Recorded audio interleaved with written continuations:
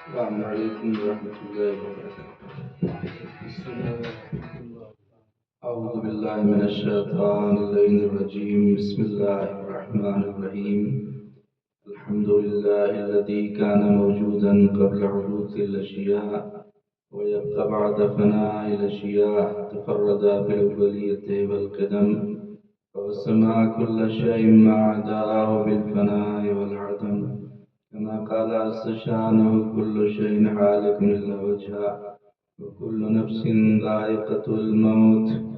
وقال: كل من عليها فان ويبقى وجه ربك ذو الجلال والإكرام. سبحان من لا يخفى عليه اختلاف النيات ولا يعزب عنه معاصي العباد في الخلوات. سبحان الله الذي منه خلقة العباد وإليه المعاد. ومن يعمل مثقال ذرة خيرا يرى ومن يعمل مثقال ذرة شرا يرى. نشهد أن لا إله إلا هو الملك الذي لا ينازع في ملكه ولا يزاد في حكمه، يعذب من يشاء بما يشاء كيف يشاء، ويرحم من يشاء بما يشاء كيف يشاء. تعذيبه المسيء عدل وعفوه تفضل. ثم الصلاة والسلام على أشرف الأنبياء والمرسلين وآله الطيبين الطاهرين المعصومين المظلومين الغر الميامين، واللعنة الدائمة الباقية على أعدائهم أجمعين. أما بعد، يا عباد الله، أوصيكم ونفسي بتقوى الله. نماز گزاران عزیز، خطبہ اول کی ابتدا میں ہم سب سے پہلے اپنے نفس کو اور اس کے بعد آپ تمام مومنین کو تقوی الہی، دینداری اور پرہیزگاری کی دعوت دیتا ہوں، جس کے ذریعے سے انسان اس دنیا میں اور اس دنیا کے بعد آخرت کی زندگی میں کامیاب اور کامران ہو سکتا ہے۔ إن أحسن الحديث وأبلغ الموعظة الحسنة كتاب الله العزيز. بسم الله الرحمن الرحيم. والعصر إن الإنسان لفي خسر إلا الذين آمنوا وعملوا الصالحات وتواصوا بالحق وتواصوا بالصبر. اللهم صل على محمد وآل محمد. اللهم صل على محمد وآل محمد. اللهم صل على محمد وآل محمد. أعوذ بالله من الشيطان اللعين الرجيم. بسم الله الرحمن الرحيم. الحمد لله الذي لا إله إلا هو الحليم الكريم، غافر الذنب وقابل التوب وهو الغفور الرحيم. سبحان من سبقت رحمته وغضبه وبسط اليدين بالرحمة. سبحان من لم يكلف نفسا إلا دون وسعها وعفى عن السيئات ولم يجاز بها. إن الله وملائكته يصلون على النبي يا أيها الذين آمنوا صلوا عليه وسلموا تسليما. اللهم صل على محمد وآل محمد. اللهم صل على سيد المرسلين وشفيع المذنبين نبينا محمد صلى الله عليه وآله وسلم. اللهم صل على محمد وآل محمد. وعلى إمام المسلمين وقائد الغر المعجلين أمير المؤمنين علي بن أبي طالب. اللهم صل على محمد وآل محمد. وعلى سيدة النساء العالمين وبسطة خاتم النبيين سيدتنا فاطمة بنت رسول الله صلوات الله عليها. اللهم صل على محمد وآل محمد. وعلى الحسن المجتبى. اللهم صل على محمد وآل محمد. والحسين الشهيد بكربلاء. اللهم صل على محمد وآل محمد. وعلي بن الحسين. اللهم صل على محمد وآل محمد. ومحمد بن علي. اللهم صل على محمد وآل محمد. وجعفر بن محمد. اللهم صل على محمد وآل محمد. وموسى بن جعفر. اللهم صل على محمد موسى اللهم صل على محمد وآل محمد.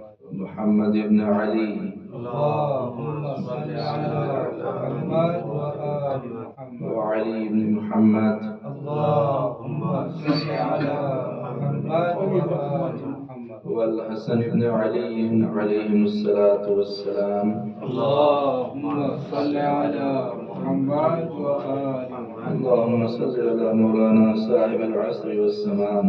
اللهم صل على محمد وآل محمد. بسم الله الرحمن الرحيم. اللهم كن لوليك الحجة بن الحسن صلواتك عليه وعلى آبائه في هذه الساعة وفي كل ساعة وليا وحافظا وقائدا وناصرا ودليلا وعينا حتى تسكنه ورزقك طوعا وتمتعه فيها طويلا.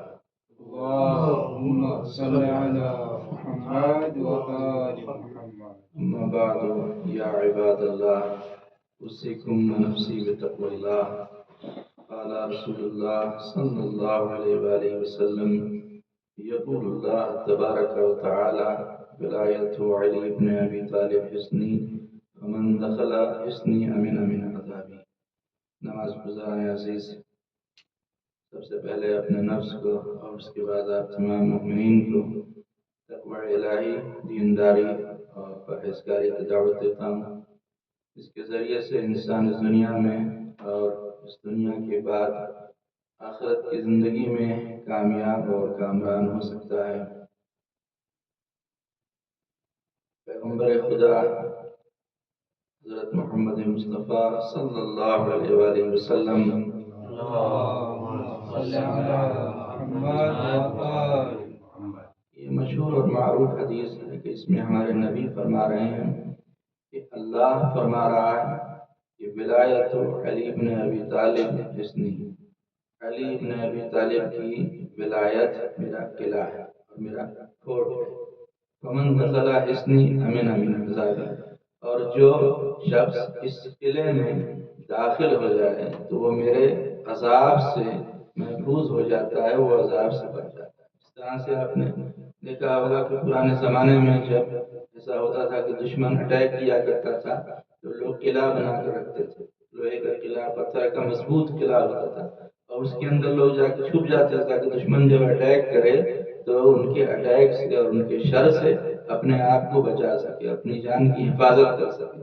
تو اسی طرح سے اللہ کہہ رہا ہے کہ اگر تم عذاب خدا سے بچنا چاہتے ہو تو جو قلعہ اللہ نے بنایا ہے وہ ولایت علی کا قلعہ ہے.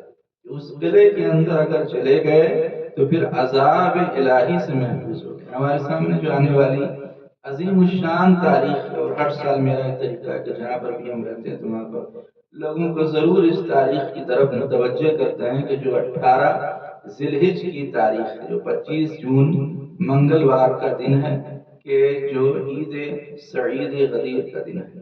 وہ عید کے جو سال بھر میں جتنی بھی عیدیں آتی ہیں ان تمام عیدوں میں سب سے بڑا دن ہے، سب سے زیادہ بافضیلت دن ہے اور باشرف دن ہے. اور اس لیے اس عید کو عید اللہ اکبر بھی کہتے ہیں اور اسی عید کو عید آل محمد بھی کہتے ہیں. یہ آل محمد کی عید ہے. تو حقیقت میں آپ جو یہ نام جو منسوب کیا ہے غدیر کی طرف، اس کی طرف توجہ کرنے کی ضرورت ہے کہ غدیر اس لیے کہتے ہیں اس عید کو عید غدیر کیونکہ جس میدان میں پیغمبر اسلام نے اعلان کیا تھا اس میدان کا نام تھا غدیر. ورنہ غدیر سے کوئی تعلق ہے نہیں، نہ کوئی لینا دینا ہے، بلکہ یہ عید حقیقت میں عید اعلان ولایت امیر المؤمنین علی بن ابی طالب علیہ السلام ہے. اللهم صل على محمد وآل محمد. تو کیونکہ میدان کا نام غدیر تھا اس لیے یہ عید مشہور ہو گئی غدیر کے نام سے. تو پیغمبر اسلام جو اپنے آخری حج سے پلٹ رہے تھے اور مقام غدیر پر پہنچے تو حکم خدا سے آپ نے اپنا قائم مقام، اپنا وزیر، اپنا وسیع، اپنا جانشین، اپنا وسیع اور اپنا اتر ادھیکاری اور اپنا سکسیسر اور اپنا قائم مقام جس کو بنایا وہ مولائے کائنات کی ذات والا صفات۔ حکم خدا سے آپ نے اعلان کیا کہ اب میں بہت جلدی اس کائنات سے رخصت ہونے والا ہوں، اور میرے جگہ پر جو آنے والا ہے، جو امت کی ذمہ داری کو سنبھالنے والے ہیں، وہ علی بن ابی طالب ہیں۔ تو اس پیغام کو، اس میسج کو پیغمبر اسلام نے کھلے میدان میں 1.25 حاجیوں کے مجمع میں اعلان کیا، کہ جس کو شیعہ اور سنی سارے مورخین نے اس اعلان کو لکھا ہے اور اس پیغام کو اپنی کتابوں میں درج کیا کہ پیغمبر اسلام نے یہ اعلان کیا۔ مگر مشکل اور پریشانی یہاں سے شروع ہوئی کہ لکھا تو سب نے ہے، لیکن پھر مولا کے معنی میں بدلاؤ کیا کہ مولا کا مطلب کیا ہے، اور اس اعلان غدیر کو پسے پشت چھوڑ دیا۔ اور یہی وجہ ہے آج کے زمانے میں جو مسلمان پوری دنیا میں ذلت اور رسوائی کا شکار ہیں، اگر پیغمبر اسلام کے بعد اس اعلان غدیر کو اور اس اعلان ولایت کو سر تسلیم خم کر دیا ہوتا اس اعلان کے سامنے اور اس کو قبول کر لیا ہوتا، تو آج جو مسلمانوں کی مشکلات ہیں، جو پریشانیاں ہیں، یہ پریشانیاں نہ ہوتی۔ آج جو مسلکی اختلافات مسلمانوں کے درمیان بڑھتے جا رہے ہیں اور ہر ایک دوسرے کو کافر کہہ رہا ہے اور مسلمانوں کو دہشت گرد کہا جا رہا ہے، ٹیررسٹ کہا جا رہا ہے پوری دنیا میں، تو آج یہ ساری مشکلات نہ ہوتی اور ایک دین ہوتا، دین محمدی ہوتا، دین علوی ہوتا، پوری دنیا میں صرف ایک دین ہوتا، آج یہ سارے اختلافات نہ ہوتے۔ اور یہ سارے اختلافات کی وجہ یہی ہے، ریزن یہی ہے اور کارن یہی ہے کہ پیغمبر اسلام نے جو اعلان غدیر کیا تھا اس کو لوگ بھول گئے اور اس کو چھوڑ دیا اور اس سے سرپیچی کی، اور اسی وجہ سے آج مسلمان پوری دنیا میں مشکلات اور تکلیفوں کا شکار ہیں۔ لہٰذا آج غدیر کے موقع پر جو 18 ذی الحجہ کی آنے والی تاریخ ہے، آپ تمام مومنین اور جہاں جہاں تک اس یوٹیوب کے ذریعے سے میری آواز پہنچ رہی ہوں، تمام سننے والوں اور تمام ناظرین کی خدمت میں عرض کرنا ہے کہ ہم اس عید غدیر کے موقع پر اپنی رسپانسبلٹی اور اپنی ذمہ داری کو سمجھیں کہ ہماری رسپانسبلٹی اور ذمہ داری عید غدیر کے موقع پر کیا ہے۔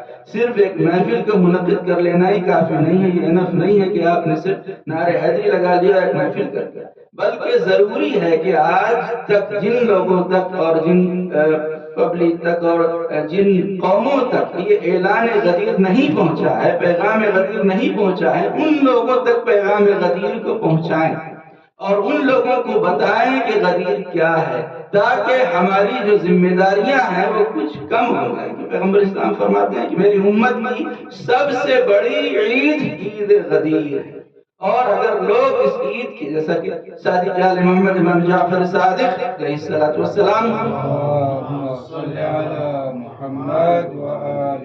نے ارشاد فرمایا کہ اگر لوگ اس عید غدیر کی اہمیت کو اور اس کی فضیلت کو سمجھ لیتے تو فرشتے دن میں 10 مرتبہ آ کر اس شخص سے مصافحہ کرتے۔ اگر لوگ عید غدیر کی اہمیت کو سمجھ لیتے اور اللہ اتنا اپنا فضل و کرم نازل کرتا کہ لوگ گن نہیں پاتے، لوگ کاؤنٹ نہیں کر پاتے، اللہ اتنا اپنا فضل و کرم نازل کرتا۔ اس کا مطلب یہ ہے کہ آج تک لوگ عید غدیر کی اہمیت کو سمجھ نہیں سکے کہ عید غدیر کی اہمیت کیا ہے، اس کی عظمت کیا ہے۔ دیکھیے ہمارے دین کی جو بنیاد ہے، بنیادی طور پر جو پلر ہے دین کا، وہ 3 چیزوں کو قرار دیا گیا ہے دین کا پلر۔ پہلی چیز ہے ولایت مولا کائنات، دوسری چیز ہے عزاداری امام حسین علیہ السلام، اور تیسری چیز ہے مرجعیت۔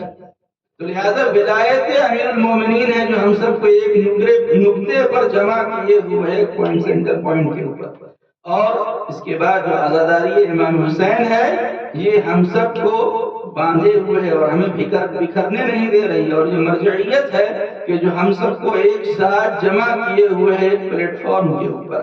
لہٰذا الحمدللہ خدا کا ہم شکر ادا کرتے ہیں کہ ان تینوں چیزوں سے ہم متمسک ہیں، یہ تینوں چیزیں ہمارے پاس ہیں، ولایت علی بھی ہے، عزاداری امام حسین بھی اور مرجعیت بھی ہے۔ تو اگر ان تینوں میں سے کوئی ایک بھی اگر انسان بھٹک جائے، راستے سے ہٹ جائے، ان دنوں میں سے کسی ایک کو بھی نہ مانے تو وہ انسان صراط مستقیم سے ہٹ جائے گا، وہ انسان بھٹک جائے گا، وہ انسان گمراہ ہو جائے گا جو ولایت کو چھوڑ دے، یہ آزاداری سید الشہداء کو ترک کر دے، یا مرجعیت کو چھوڑ دے۔ لہذا اس موقع پر، عید غدیر کے موقع پر ہماری یہ ذمہ داری ہے کہ جہاں جشن منعقد کر رہے ہیں وہیں جہاں اعمال غدیر کریں گے انشاءاللہ ہم سمنگل کے دن، وہیں پیغام غدیر کو پوری کائنات تک پہنچائیں کہ لوگ سمجھیں کہ پیغام غدیر کیا ہے، پیغمبر اسلام نے غدیر میں کیا ارشاد فرمایا۔ اس طرح ہمارے 8ویں امام امام علی رضا علیہ السلام ارشاد فرماتے ہیں کہ جب قیامت کا دن ہوگا تو عرش خدا کے سامنے 4 دن ہوں گے جو ایسے زیب و زینت کے ساتھ سجا کر پیش کیے جائیں گے جیسے ایک دلہن کو سجایا جاتا ہے۔ جس طرح دلہن کو سجا کے لایا جاتا ہے ویسے ہی یہ 4 دن ہوں گے کہ جن کو عرش خدا کے سامنے سجا کے لایا جائے گا۔ ان میں سے امام فرماتے ہیں وہ پہلا دن ہوگا جمعے کا دن، جمعے کا دن جس کو عید قرار دیا گیا ہے، اور یہ سید الایام ہے، ہفتے میں جتنے دن ہیں ان کا سردار ہے تو جمعے کا دن ہے۔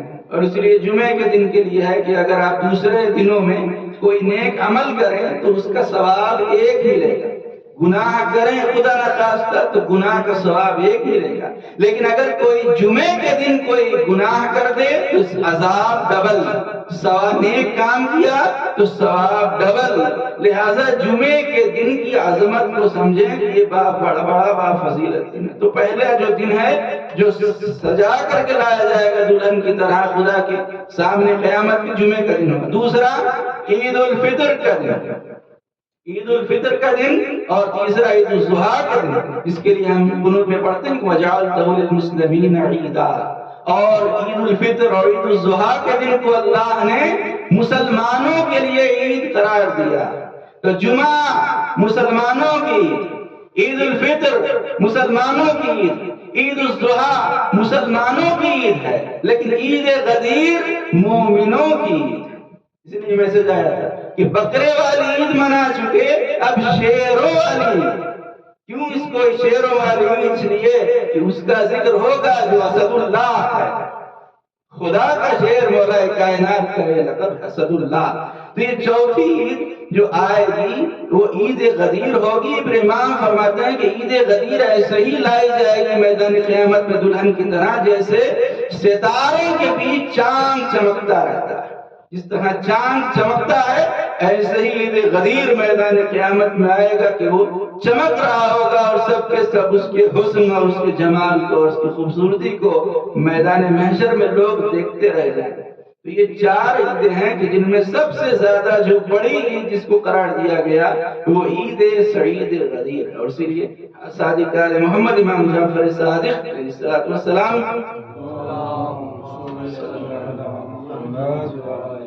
فرماتے ہیں کہ جو شخص عید غدیر کے دن 2 رکعت نماز ادا کرے تو ان 2 رکعت نماز کے بدلے میں اس شخص کو 10 لاکھ حج اور 10 لاکھ عمرہ کرنے کا ثواب ملے گا۔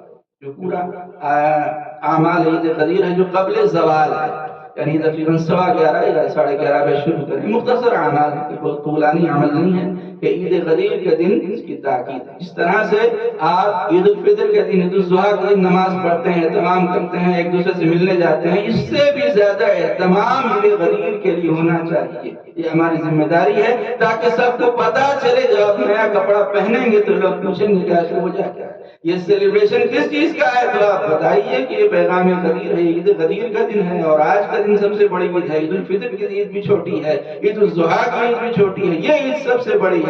تو لہٰذا امام نے فرمایا کہ 10 لاکھ حج، 10 لاکھ عمرے کا ثواب۔ پھر امام آگے فرماتے ہیں کہ جو شخص پورا اعمال عید غدیر کرے، جو کچھ اذکار ہیں اور زیارت المومنین پورا کر لے، تو ایسے ہی ہے کہ جیسے میدان غدیر میں پیغمبر اکرم کے سامنے مولا کائنات کے ہاتھوں پر اس نے بیعت کر دی، ایسے ہی ہے وہ شخص جو اعمال عید غدیر کرے۔ پھر امام نے فرمایا کہ جو شخص اعمال عید غدیر کرے گا تو قیامت کے دن وہ امام زمانہ کے علم کے سائے میں ہوگا۔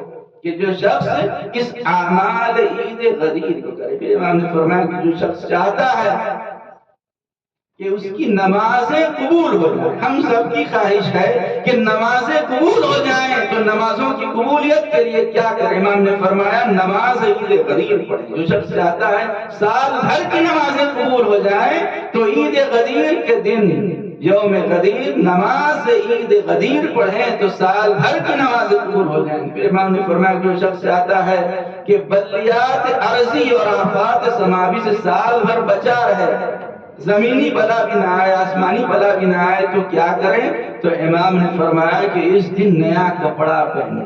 اور ایک مولانا تو بات ہو رہی تو کہنے لگے کہ جو شخص عید غدیر کے دن یا محفل میں یا اعمال میں نیا کپڑا پہن کے نہیں آئے گا، اس کو باہر نکال دیا جائے گا.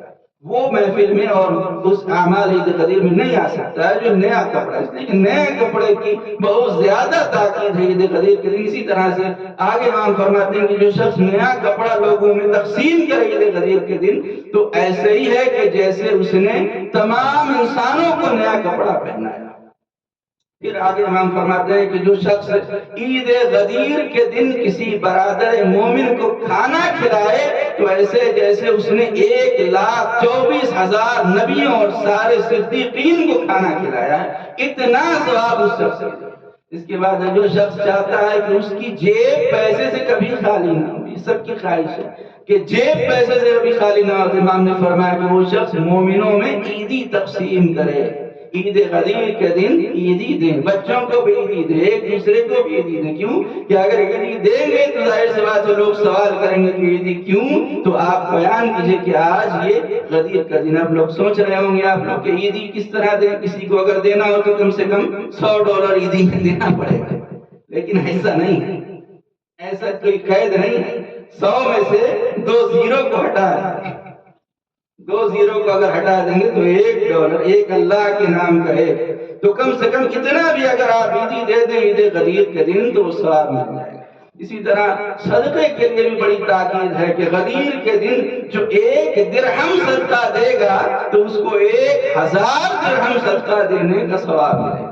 اسی طرح روزے کی بھی بڑی تاکید ہے. عید غدیر کے دن روزہ وہ 4 بڑے روزوں میں سے ایک روزہ ایک عید غدیر کے دن کا روزہ ہے کہ اس دن جو روزہ رکھتا ہے اس کو پوری زندگی روزہ رکھنے کا ثواب ملتا ہے جو غدیر کے دن روزہ رکھ لے. تو یہ غدیر کا دن اسی طرح سے روایت میں آگے ملتا ہے. ہم فرماتے ہیں کہ جو شخص ایک دوسرے کو مومن بھائی کو دیکھ کے مسکرائے، مصافحہ کرے، گلے ملے عید غدیر کے لیے، ایک دوسرے کی گھر میں ملاقات کے لیے جائے و کرسی کے لیے جائے، تو ایسے ہی ہے کہ اس شخص کو تمام انبیاء کی نیکیوں کا ثواب ملے.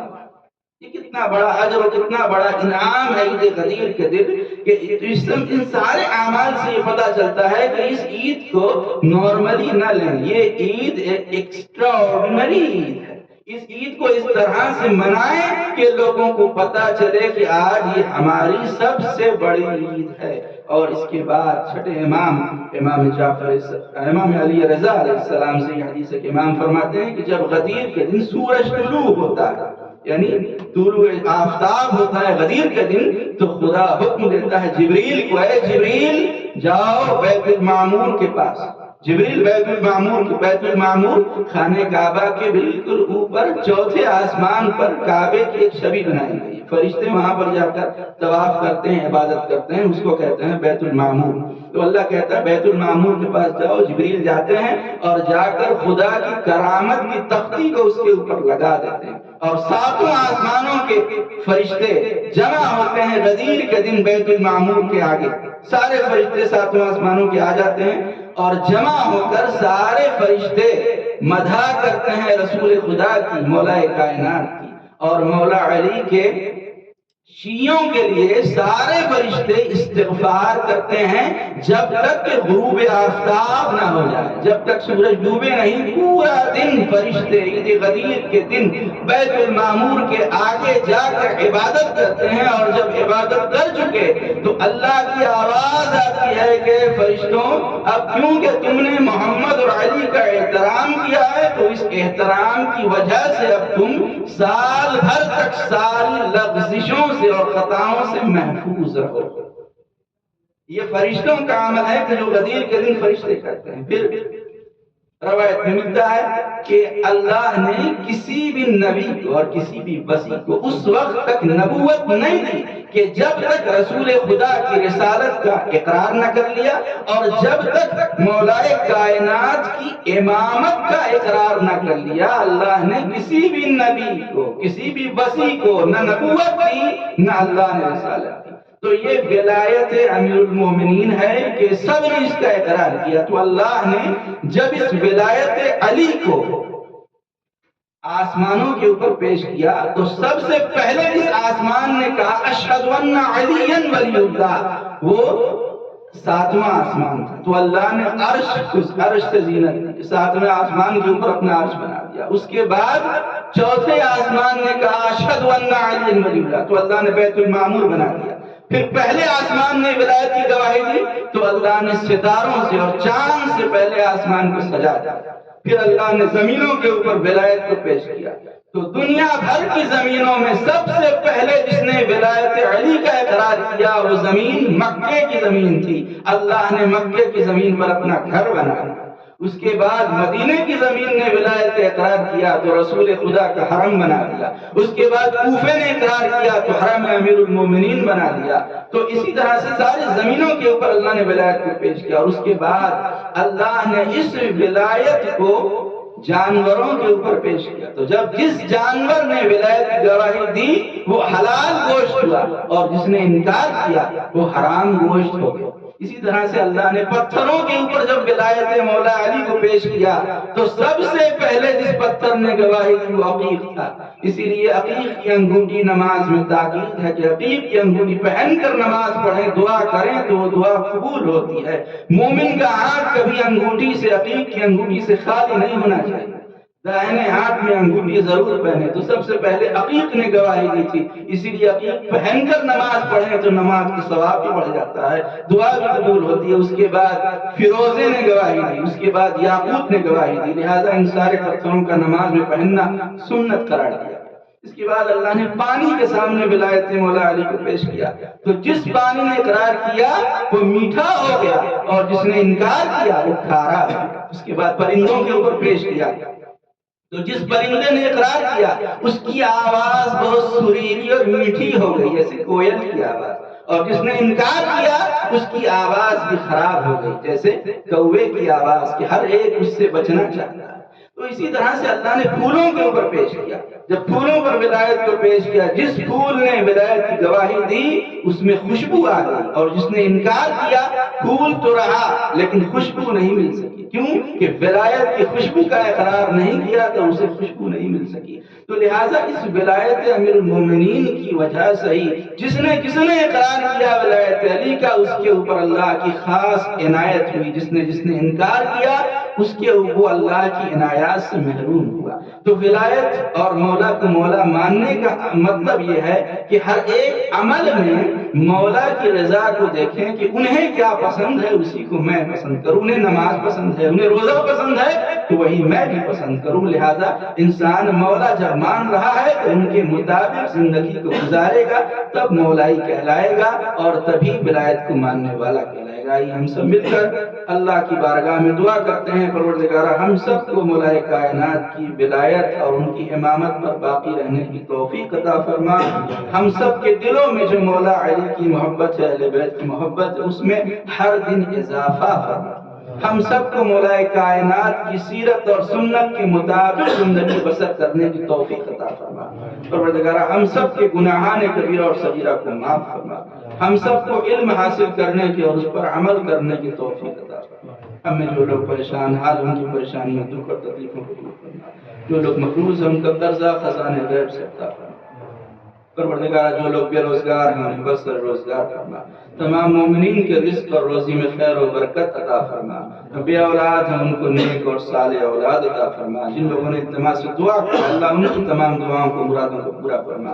پروردگار پرچم اسلام کو سربلندی و شرف عطا فرما، پرچم کفر نفاق کو سرنگون فرما، دشمنان اسلام کو نیست و نابود فرما۔ ہمارے مرحومین جو دنیا سے رخصت ہو گئے ان کی قبروں پر اپنی رحمتوں برکتوں کا نزول فرما۔ ہمارے مرحومین کی برزخی منزلوں کو کو آسان فرما، ان سے جو واجبات ترک ہو گئے انہیں درگزر فرما۔ پروردگارا ہمارے مولا و آقا ہمارے سید السردار امام زمانہ کے ظہور میں تعجیل فرما، ہم سب کو اپنے مولا و آقا کی مخلص غلاموں اور جانشینوں میں شمار فرما۔ اللهم اغفر للمؤمنين والمؤمنات والمسلمين والمسلمات الأحياء منهم والأموات، تابع بيننا وبينهم بالخيرات إنك مجيب الدعوات إنك على كل شيء قدير. بسم الله الرحمن الرحيم. إنا أعطيناك الكوثر فصل لربك وانحر إن شأنك هو الأبتر. والسلام عليكم ورحمة الله وبركاته. اللهم صل على محمد وعلى محمد.